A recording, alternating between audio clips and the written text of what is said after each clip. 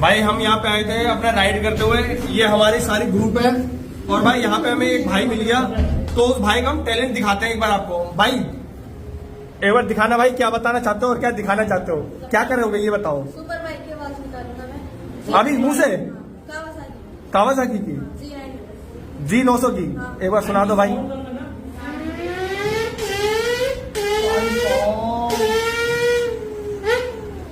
भाई ये तो बहुत तगड़े फ्लाई भाई। भाई भाई बहुत